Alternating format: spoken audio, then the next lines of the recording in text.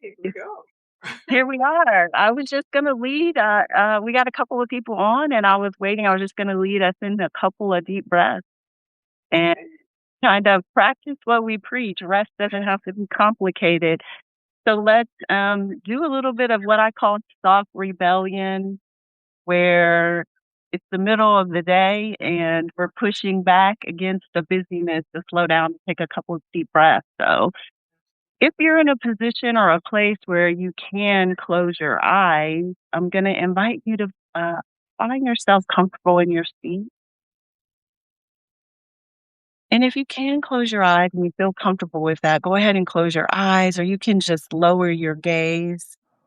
And if you're working or in a place where you can't do either, you still can be with us in these breaths.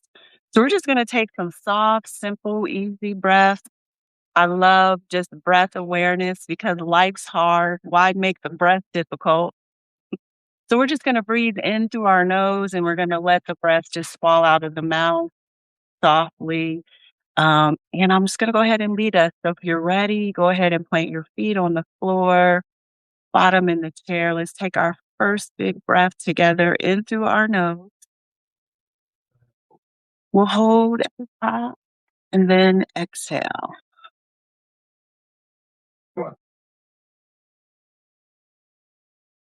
Let's take our next breath. Inhale, shoulders rising up, hold, and exhale. Let the shoulders drop back down, away from the ears. Let's take our last big, beautiful breath. Inhale, gentle hold at the top, and exhale. And before we open our eyes or come back to the screen just for a second, I want you to notice if anything shifted in your breath, your body, in your mind. We'll pause just for a second to let you be in a moment of breath.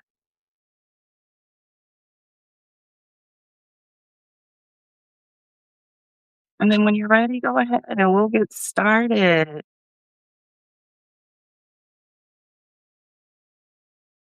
Thank you so much for being here with me. I was just telling everyone this is my first live on Substack, and Samantha so graciously said yes to doing this with me. So um, I had, introduced your Substack platform, the Self Care Oasis. And before you came on, I was talking about how much I really enjoy your Substack because your teaching on nervous system regulation is so solid. It is just like, this is what it is. It's great teaching. It's, of course, accurate, but it's just really solid, right? And like your stuff pops up for me all the time. And I'm like, I think this is going to be the first person I want to go live with. Oh, I feel so honored. Thank you so much. I've enjoyed your Substack immensely. You do such great work, especially reminding us, especially as Black women, that rest is almost like a responsibility for us. We have to rest just to get back to balance. And I've just enjoyed everything that you put out and how you are just holding space for us, for yourself first. And I mean, this breathing exercise is one way, of course, but just to hold space for us through your words, through your actions and everything. So I really appreciate this. Thank you. So I'm just really trying to make rest more practical. Like you said, it is a responsibility. And I also believe that rest is definitely a spiritual practice, but we got to get to the practicality of rest first before we can go deep with rest. And I feel like sometimes we romanticize it. We talk about it a lot, but we can't find our way to it. And, just the breath, just a simple pause for a moment, it really shifts how you're feeling in your body, clarity. And that's it. That's where you start. Absolutely. Absolutely. Where you start. So listen, I have some questions for you. Is that okay? That's I love questions. I really, really love questions. Questions are the foundation of a conversation and good listening. So, I think, like, first of all, I did an introduction for you. I'd really like you to introduce yourself and your platform.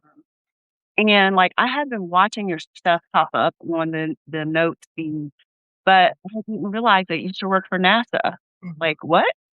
So, how you got here? Let us know how you actually got to be the self care alchemist. Sure, sure. It was a long, winding road. Starting, oh, it was before I even knew that I had nervous system dysregulation. I dealt with a lot of um, unspoken chronic stress most of my life, chronic depression as well. And it was because being the eldest daughter, being the one who's hyper responsible. I'm a Capricorn too, so I just got the whole trifecta going on here. And it was just a habit for me to always be going, be on, be problem solving, being the person that everyone calls when there's a issue, when they have something that they need to talk to me about. And of course, I'm um naturally drawn to technology, so that was very easy for me, and people would come to me about that. But from a energetic standpoint, from a relational standpoint, from a spiritual standpoint, I was on the deep end of stress and depression. And it was the thing that drove me. It was my identity, really. And until it became the thing that stopped me in my tracks health wise. And I had been working, I was a single mom first of all. So that's another layer. I was going to school full time. I was working full time. I was, in these high stress, high pressure organizations like NASA and then Delta, and then Verizon, and then Siemens Energy, and then Intuit. So I've had this illustrious career on the outside. Everybody's like, oh my God, you are just doing the thing.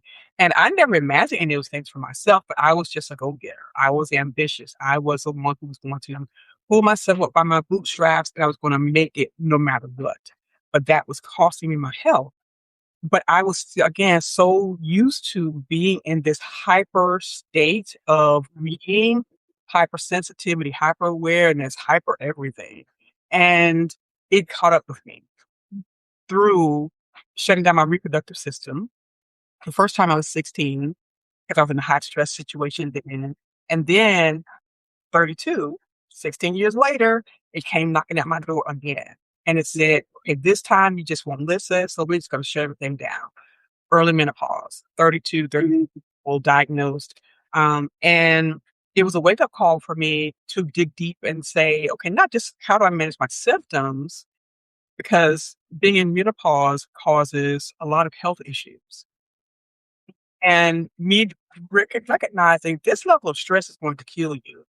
A very good friend of mine, she passed away. She was only, I think she was about 10 years older than me, maybe 40 something. She passed away from an aneurysm.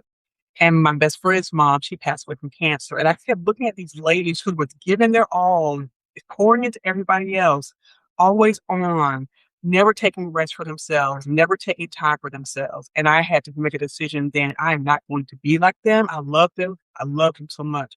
But that's not going to be my story.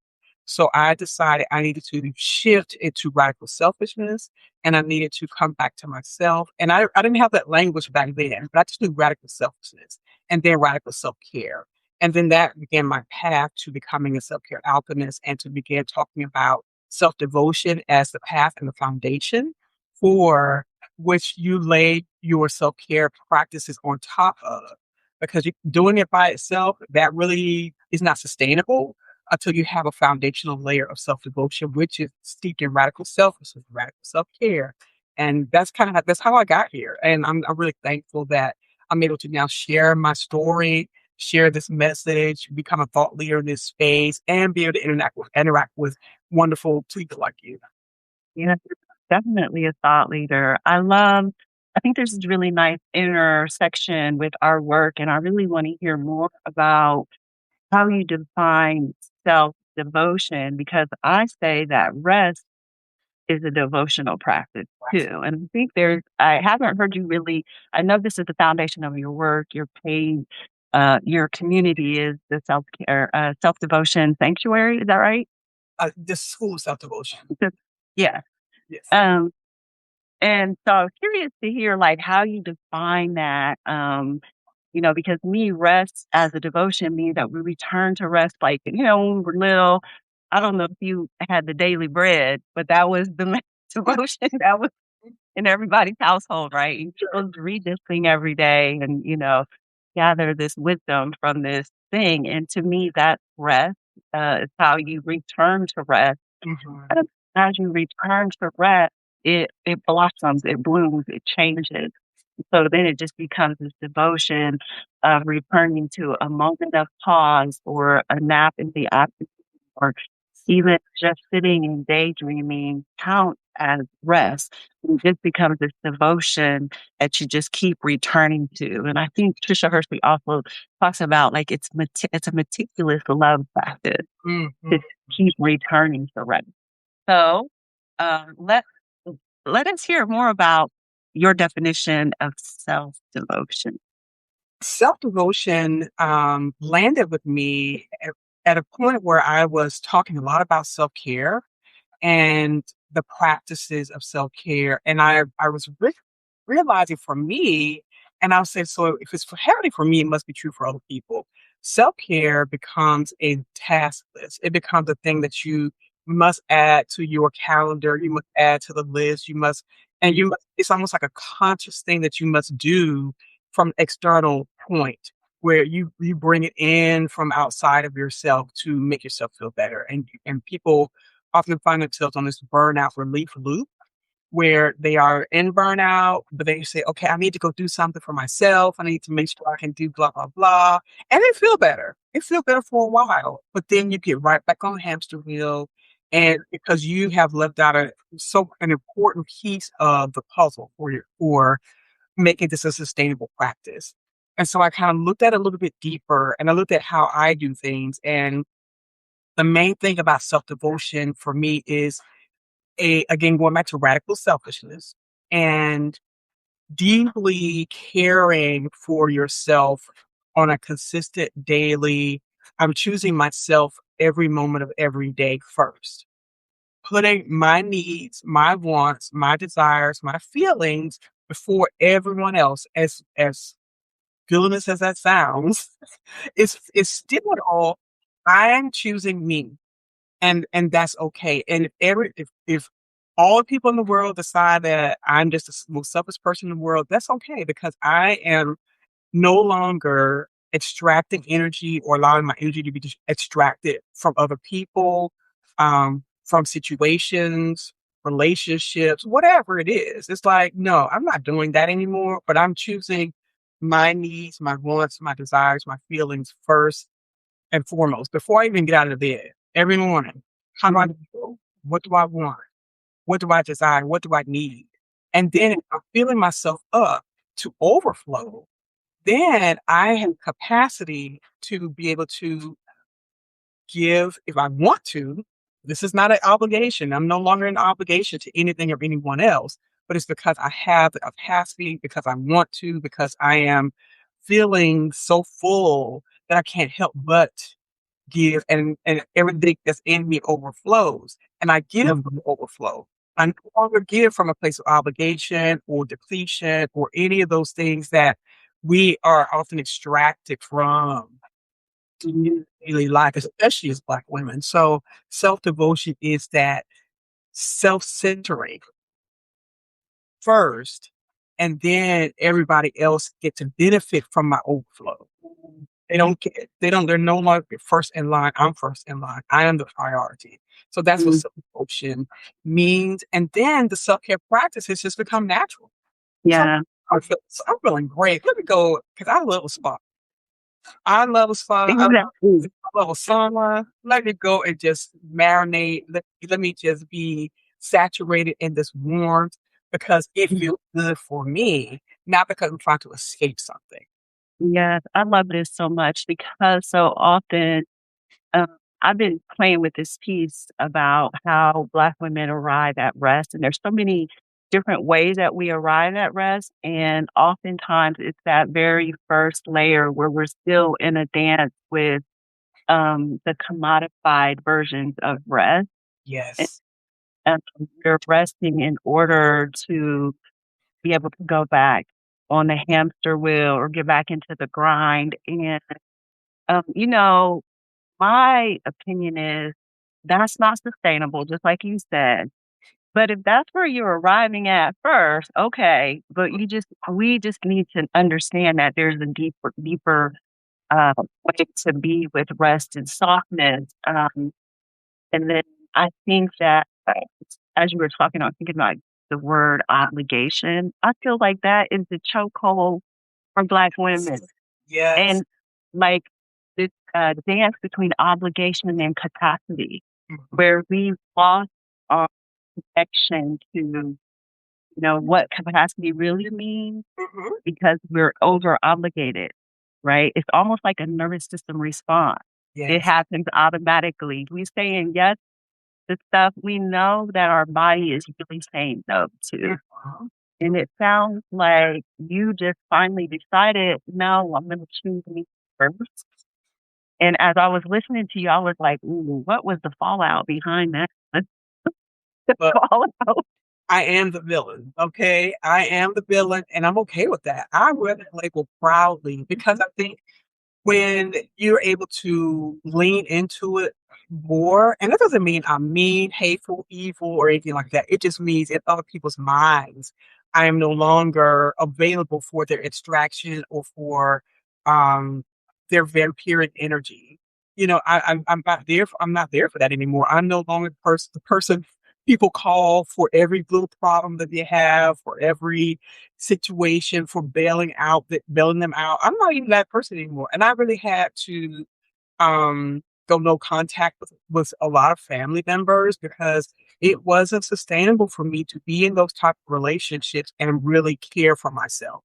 Because like you mentioned, Black women being in the obligation mode for and not just it's not something we pick up. It's something we're groomed to be. Yeah. It's something we're trained to be. It's something that when people are so committed to our obligation to them and everything else, so that we can continuously be used as the backbone of the family, backbone of society, backbone of everything, everyone else, except ourselves. We get the leftovers of our lives, and that is crazy to me. That's crazy work. And from when I really sat back and recognized that, I was like, "Oh my god, this is not. I can't let this happen any longer.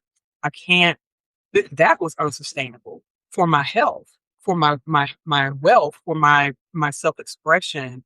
Because when a woman is in obligation, you become mute to your own life. You are almost embarrassed and shamed to say what you need and what you want. Mhm, It's such, like you said, it's just a chokehold on us. And we have to let go of obligation and get into overflow. yeah, so much is true. You just said so much, and my mind was like, "Wait, I need to piggyback on that. I need to piggyback on this." And then, like, it was just so good. All of it went out of my head. Um, it'll come back to It- me, but I think, like, my story, how I became what I'm calling myself the Rested Black woman, but how I came to rest is very similar. I was a public servant Mhm, for 30 years, right? On top of all of the layers that we feel obligated to, then I had this huge obligation to work, mhm, to people that I was working for, and to, like, the programs that I was putting out. I worked in adolescent sexual health, mhm, uh, and I had a team, and I was just, like, super overextended, but during the pandemic, I worked for one of the largest I'm in Ohio, one of the largest youth serving agencies in the state, um, and there was an incident, that summer, I think it was 22 or 23, that summer here in Columbus, Ohio, we had a heightened, um, incident of gun violence against young Black girls. And so I was holding this space called the Conversation Lounge. And so Mhm. on that particular day, we were holding space for this loss of life. I was holding space for moms who were afraid for, their daughters. As we were ending the call that night, uh, we found out there was another young girl, Micaiah Bryant, to look her story up, uh, who lost her life to police violence. So it's like, we're holding space for this tragic thing that was happening. And then as we were ending our call, most of us spent the night together on Mhm. the phone, calling one another. But this is what broke me with work. Mhm. And finally I was just like, I cannot sustain this. Was a part of the administrative team that was responding to COVID in our institutions and our facilities. I worked in juvenile corrections. And it was 8 a.m. I hop on this call, and mind you, this young girl was in foster care. She was systems involved. Mhm. And a part of what we were partnering with was children in foster care. So I'm meeting with the top administrators of this agency who serves systems involved youth. Um, I'm on this call. I have the camera off because my face is puffy. I'm crying all night. Or just being in like I can't believe this is happening. Well, we go through this whole meeting and they don't mention this girl. Like it's all over the news. There's no mention, there's no pause. And something inside of me broke, right? Not that they were obligated to. She wasn't really one of our children, but it's like, what is our mission? Right. You know what I'm saying? And, for us Black women, when that type of violence happens in our community, we get up the next morning, we paint our face, we put our heels on, we walk into organizations that don't see us already. Right. And, you know, I just had this reckoning like, they can't see this young girl's life as valuable because they don't see my life as valuable. Exactly. And you coming up in here every day giving me all of me. Mhm. And so the meeting ended and I shut my laptop and I went into my bedroom, closed the door, and got into bed and slept. And for me, it was the permission from Trisha Hershey that I was hearing all summer. Like, when she first came out, she was always saying, "Go lay your ass down." That was just her thing. Yes. And Yes. I thought it was funny. Uh-huh. I thought she was funny until I needed that permission. It wasn't funny anymore. And that permission was, it's okay, go lay down. Mhm. And that is how my journey started. So it sounds like both of us kind of collapsed into rest, Yes. right? And I think what's so powerful about us reclaiming, and I say, like, for me, my words are, I begin to center rest in my life. Yes. The same thing as you did. Like, I was constantly saying, what does my body need right now? And I'm not going to lie, for me in the beginning, it was hard because the fallout was crazy. Like, I'm not doing it. Get somebody else to do it. Exactly. Right. But I still stayed at that job for several years, but I was different inside of the job. Yeah. Yeah. Different inside of the job. I still showed up in my form of excellence, Mhm. but I'm not using my life force anymore. Right. I can come in here and do a good job, but when it's time to go home, it's time to go home. Yeah. And then eventually I just left. I just, I left the job. But so I collapsed into rest, and that is how my journey kind of started. And it was just kind of like you said, self devotion. It just became like it was so bad for me. I felt like if I didn't rest, I was going to die. Yes. Yeah. And he started calling it survival rest. Mhm. There's no thought to this rest other than I'm just going to keep crawling into this bed until I feel better. I Mm. don't want to think. I don't want to cook. I don't, you know, showing up. I take my laptop in the bed and send an email, close it, and, and go to sleep. You know what I mean?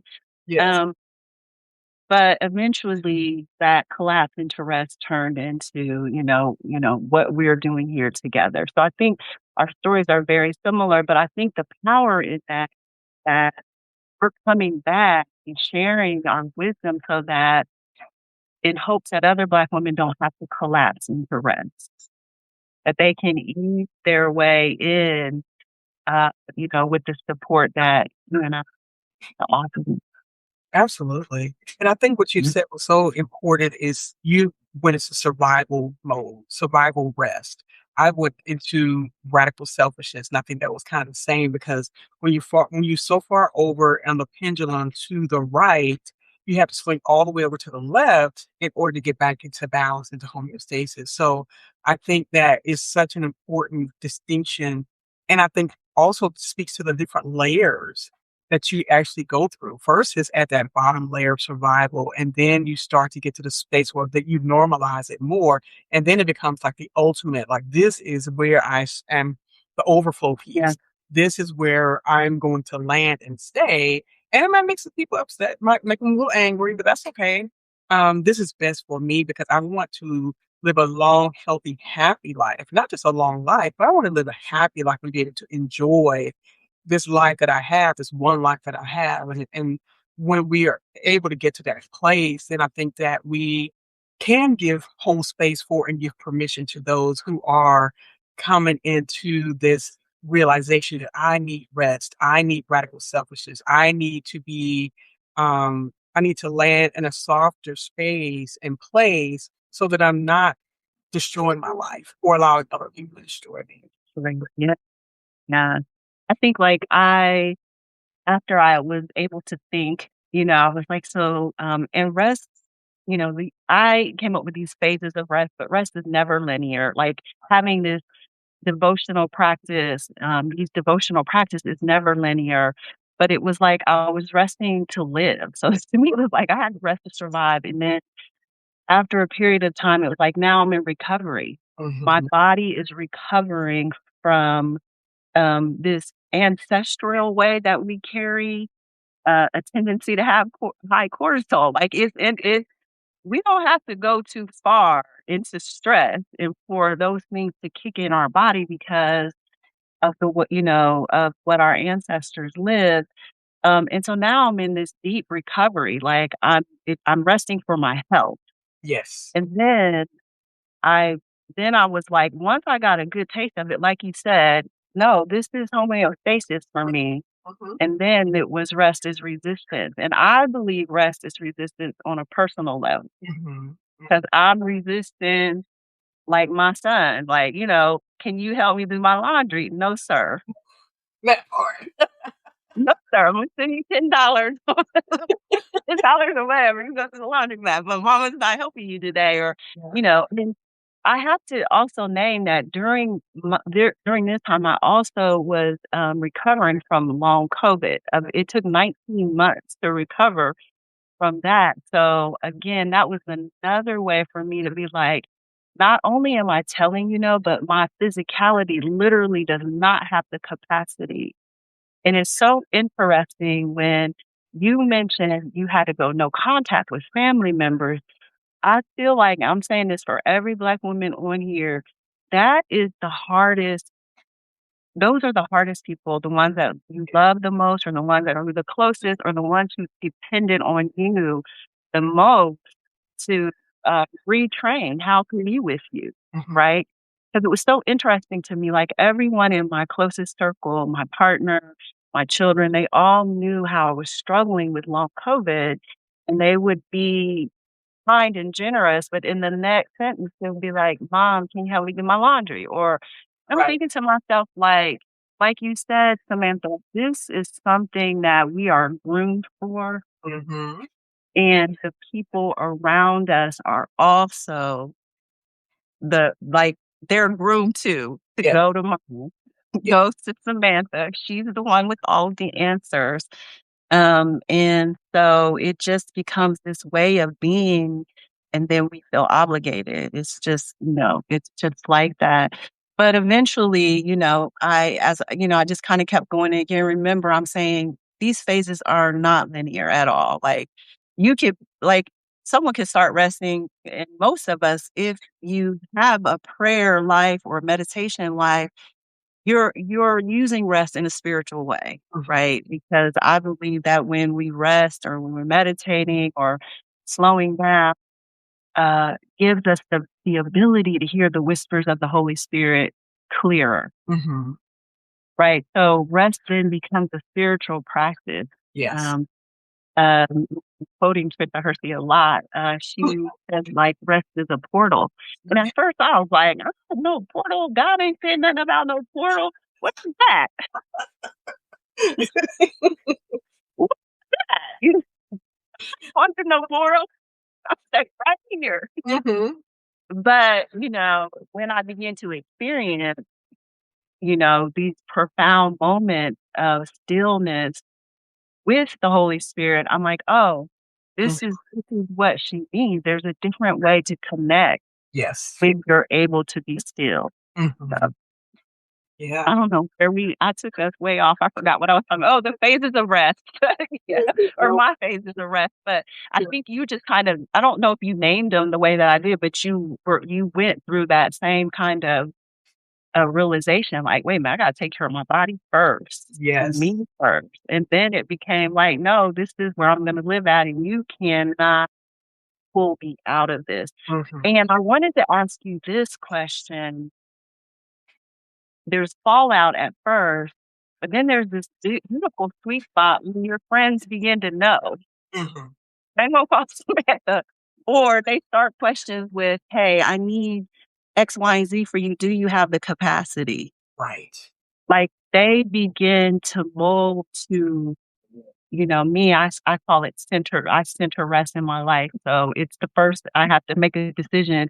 I check in with the rested part of me. Do I have capacity? Do I want to do this? Right. All of the things. But I think like people begin to start conversations with you. Oh, like I got to the point where nobody would call me anymore. Yeah. And they would be like, "We don't call because either we know you're busy or you're resting, and we don't Right. wanna disturb you," which I just think is so beautiful. Mhm. Like, and I just wanna encourage, anyone who's on the call that it happens. It's possible. It is. People will begin to respect that boundary of rest and Mhm. hold. Did you experience that as well? I experienced that with my new community, because when you have a fall off of people who you've known for years, and the people who don't understand, the people who, and "Are you okay? Did I do something wrong?" You'll have all that. Um and they're not aren't necessarily ready to join you in this new way of life. So I think that's important to let people know as well. But then you have the people that you start to meet, the people who get it, the people who are kind of on a similar path. And even if they're not on the path, they just enjoy who you are as an individual, not what you can do for them, not for their usefulness. And so they are the people who tend to like, I just had my accountability partner, my business bestie. We just talked today, and she was like, messaged me last night, and she said, "Just checking in. Just want to, um, be sure you're doing good. You had a good week, and um, congrats on this project you're working on, and I'm going out of town." And I was like, well, can we meet before you go out of town or whatever? She's like, well, I just said, no, I just, I know you're really busy with the project and you try to get some rest and you're working on, that just moved as well. So she's just very kind and very aware. And I think as more people become more aware of just where you stand, because you put it out there, by the way you respond to people, by the way you accept or don't accept, um, by how many times you answer the phone or don't answer the phone or return a text message, all those things. But yeah, I would say my new contacts and community, they tend to be in that space more than the people that who knew me when I was in my overactive usefulness utilization stage. Yeah, that was probably too much of a hard right turn for Yeah, those people to yeah, get yeah. It was. It was. to get with. Yeah, this is beautiful. Like I remember, so I do a lot of speaking events and I have a good friend and we were speaking at a couple of events together. And a lot of times when after I speak, I leave. Mhm. right? I'm never in any of the pictures at the end of the event. Yes, I get it. And she would be like, "Why didn't you stay?" And I'm like, "I've given a lot of energy and it's time for me to go. This is not disrespect. Sure. This is me centering, my energy. If I had more energy to give, I would stay and take a picture, but it's not that important to me." Right. And so after a while, she would be like, "I was looking around for my sister and she was gone." And she said, "I started asking myself, why am I still here?" Exactly. I'm like, I think that when Black women see or hear of other Black women's resting, it just gives them an embodied permission Mhm. to explore rest. They might not jump right into it, but it gives them like it unloosens something for them when they see others uh, being in relationship with rest. It just, and it may take Tecca and Samantha and someone else for them to be like, "You know what? I think I can do this. It Mhm. feels uncomfortable at first, but I think I can close my eyes for a few seconds and just drift off into a daydream." Right. Yes. So I think that's another reason why what we do is important. So we're even if we're not saying, "I give you permission to rest," like Trisha Hershey did to me, Sure. our lifestyle loosens something for Mhm. other Black women. It Oh, actually there's a couple of things I want can you tell us there are 2 things because you talked about your business bestie. So I wanna kind of pivot our, conversation a little bit. Tell us about your project that you're working on. Is that still going on? And then I want you to talk about this is so interesting to me because, again, I'm like, "Wow, I didn't know that she was this tech guru." But you just wrote something on how, your tech stack can also create spaciousness in your life and your business. So if you could tell us a little bit about your project that you're working on, and then let's talk a little bit about how because I'm not a techie person, so it overwhelms me. Ah, I see And it. Yes, yes, yes. yeah, like, it gets my nervous system going, and then I'm like, I'm not doing none of Yes, that. yes. Happy to. So the first thing is the Black Women Self-Care Bundle. I collaborated with Dr. Tiffany Nim. She's out in California. And self-care, International Self-Care Awareness Day is tomorrow. Yes. So it's tomorrow. And so back in February, we were like, we want to work together. What do we want to do? And we were just looking on the calendar to see what was out there, what's coming up. And so International Self-Care Awareness Day was coming up. And so we want to do something specifically for Black women because we are a group where self-care is not the norm. And so we wanted to bring together experts who had resources, who could contribute resources to this bundle for by Black women, for Black women, so that we could lean heavily into our self-care, self-devotion journey. And so we put together this bundle. We have 12 experts total. Um, actually, yeah, 12 experts total. And it's a free resource. You go to blackwomenselfcarebundle.com.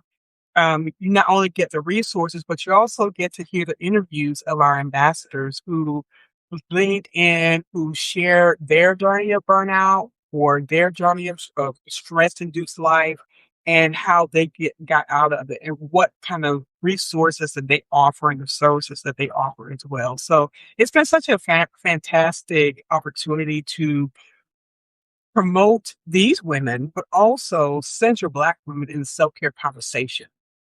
So needed because we have a lot of resistance. And it's not because we don't want to. It's again goes back to the obligation language. It goes back to how we're programmed and conditioned. And these resources cover mental, emotional, physical, spiritual, and financial self-care. And so with all those things available, you can go in, you can pick it up for free, and learn more about who the experts are and how you can integrate self-care in every area of your life. And so this is something I'm really proud of. And tomorrow we're going to be doing our self-care roundtable with our ambassadors. It's going to be streaming here on Substack and on LinkedIn and on YouTube tomorrow at 3 p.m. Eastern time and 12 p.m. Pacific time. Beautiful, beautiful. It's not only like this good thing, but it's like you said, this is radical, right? Because this internal resistance that we have, it's not that we don't want to rest, it's Mhm. not that we don't want to partake in embodied self care, not commodified self care. It's just hard for us to get there. Trust me, I've been doing this work for 6 years, Yeah. right? And when I first started, it's like I'm thinking, God, why did you pick me to, um, you know, offer rest to Black women? And it's the hardest group of people Right, right. who want to take rest. Like, so it was crickets. Like, Mhm. it was just crickets in the beginning, right? So I understand that on a very deep level that it's hard for us to get there. And then when we show up, um, we're like, "Oh my gosh, it was amazing. Thank Yes. you." Blah, blah, blah, blah, blah. Then you never see them. Mhm, mhm. And So, yeah, so it is hard for us to get there. So what you're doing is, like you said, this is really important because it's radical, actually. It's very radical to get a group of self-care professionals and doctors together, who've made space and time to do it because it's important, and to offer this as a free resource, really beautiful. So y'all jump over to Samantha's page and you can find out information about this and the roundtable tomorrow. yes, yes. I'm excited about that. But you also asked about the tech side of things.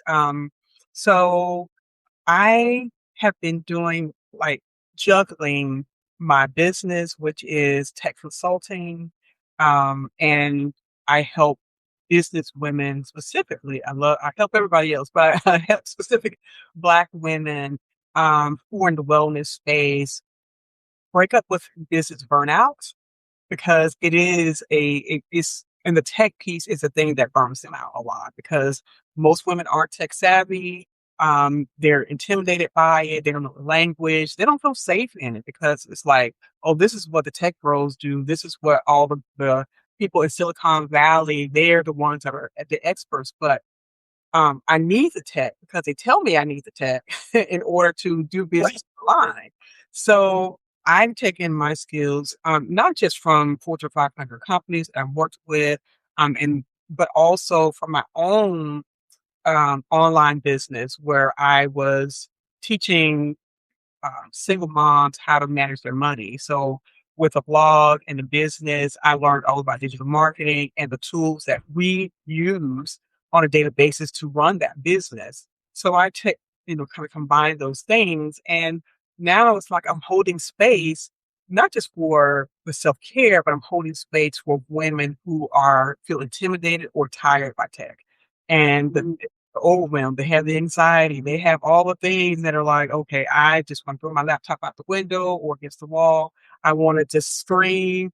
And a lot of times it comes from just not knowing what you need, having too much tech, and it's not talking to one another. And it just drives you insane. And so I'm there, I'm like, okay, I will teach you. I will help you with your strategy, let you know, okay, this is what you need, this is what you don't need.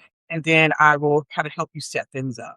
And then my team, they will help you maintain it if that's what you need as well. So I've married my tech and my wellness mindset together. So I'm a tech wellness consultant. My company is Bliss Tech Solutions. And I just absolutely love being in a space where I'm having one-on-one conversations and I'm guiding you through. You have a problem? Okay, what's going on? What do you need? How can I help and support you? And just you know, the amount of times I hear apologies for not knowing what you don't know, it's like, you don't have any point of reference. You don't know, what's the best, solution for you at this time, but I can guide you, I can help you, and I can, make you feel safe in making these decisions for your business so that you no longer have to worry about it.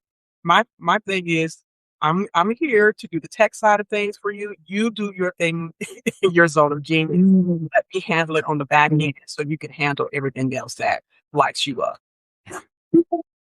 I just want to take a pause for a moment because some people might be thinking like, Tecca, why did you ask that question? So it's very layered, and I really want to take a pause for a moment and tell you like how important this work is. Your self-care work is like you've married it together, which is beautiful, but this is very powerful in a way. I hope that you don't feel like I'm preaching to the choir, but there are some people who would be so inhibited by tech, but Yes. they have medicine that the world needs. Mhm. And so you bridging these two passions together, you're really ushering people in to uh, share their gifts. Because some people just give up because they're so frustrated and intimidated, but that doesn't mean they don't have a powerful word or Mhm. powerful medicine for the world. So it's like, I don't take this, you know, what you're doing with teaching people about what tech stack is and what that means. And you said it, you was like, I let them know what they don't need. Mhm. And I think that just opens people up. Like if you Yes. can simplify the tech stack and make people feel comfortable enough where they can do it or know that they can be supported, like you said, you go do your thing. And Mhm. I'm gonna help you with this tech. Like to me, maybe I'm making a big deal out of this, but it's powerful because Yes. some people's message would not get out into the world. It's just like being a storyteller. Mhm. Someone's story is going to unlock healing for someone else. It might not be my story. And this work that you're doing kind of behind the scenes with this helping people to create spaciousness and softness with their tech stack, to me, is incredibly powerful Oh, because absolutely. you're helping people get their message out in the world. So, because Yeah. that's me, like, right? I was just kind of having this really light download. I'm like, oh, this is why I'm here with Samantha because I'm super highly sensitive Yeah. and I get very overwhelmed. And my default mode is I can't do it, Yeah. right? And so I have to like kind of, come back to myself, gather myself, and but to have someone that can help you navigate what's needed, what's not needed, Mhm. uh, is just a tremendous, tremendous gift. So it makes sense that we're here together now. I'm understanding Absolutely. better because I want to go, like going live and doing all that stuff. That wasn't me, but You did so good. You did such a great job.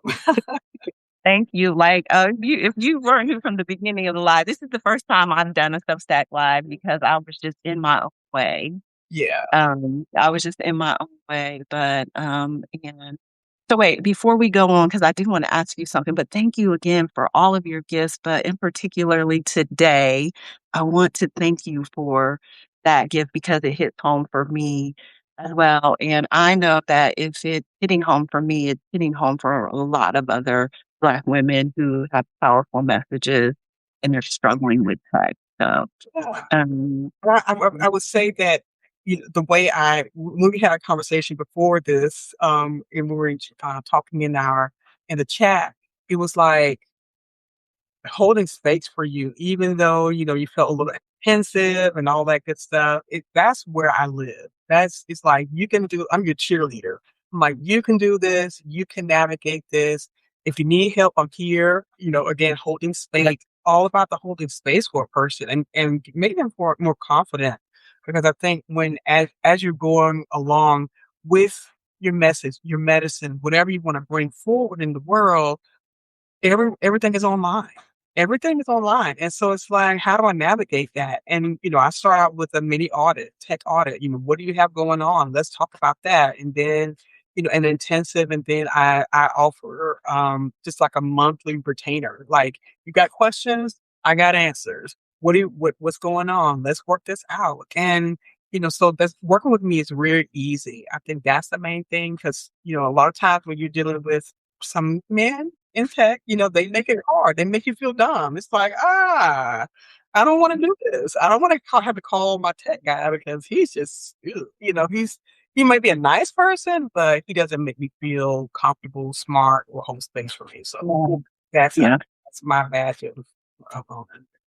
I do wanna just kind of reflect back to you that you were super kind. Yeah. Like, "Oh, I've never done this to you before." You're like, "It's okay, I'm here to help." But it was also very important for me to figure out as much as I could on my own, to just begin to build those points of Mhm. references that, and so yesterday when I was walking, some people are probably laughing, but, like, being on camera for me was almost like a phobia, Mhm. right? Like, I was like, "Nah, I ain't gonna I'll just keep writing. I'll just stay in my little comfort zone. I'll just keep impacting people through the written word, which is so weird because I stand on stages and tell stories. I can stand on a stage and tell a story to 500 people Mhm. and be completely grounded in that. But, there's some other things that are connected to that. Like telling a story is very scripted. Yes. So it's, you can regulate inside of that, but being live is just kind of different. And, everyone has their reasons why this feels a little scary for them until it doesn't feel scary. Right. Yeah. And so you were just really kind. And I was like, I know that I can ask a question, but it's really important for me to figure this out on my Yes. own. And not just the technical part of it, but also the nervous rate, being regulated Mhm. inside of, something that I used to think was really scary. I have just been incredibly vulnerable, but that's okay. Yeah. It's beautiful. I love But it. that's okay because there are many people out there that may be feeling the same. So Mhm. I will take that on the chin for us. I really wanted, I don't know if we have enough time, but like you and I have had like many, many great quick conversations in the chat. Like we've talked about menopause once. I think we'll have to come back and do another one about that. 'Cause, Yeah. I think that's a very important conversation for Black women. But this last one, and maybe we can just talk a little tiny bit about it. We first started talking about like when you come out of what we call survival mode, a lot of things happen. Mhm. And the first conversation we had was how it impacts the way we communicate. Because if you're in chronic survival mode for a long time, you have this tunnel vision. You don't have access to the part of the brain that can strategize, that can like complete sentences and all of the things. So I used to get really angry because I thought I was communicating very clearly, but because I have been in high chronic stress survival mode, I was not communicating clearly. And I would, plus I have ADHD, so I'm a little hard to follow sometimes. But so we talked about that a little bit. Like I literally have to slow myself down to talk and write because I will be inside of a conversation with myself and thinking that people are following me. So Sure. we had that conversation.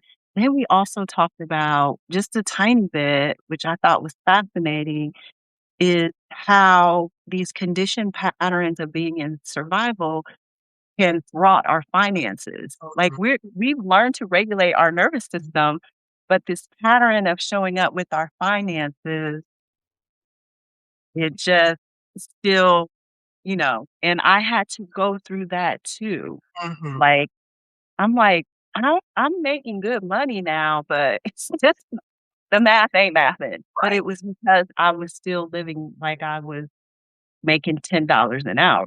Right. Right. Dollars an hour, like, and I wasn't.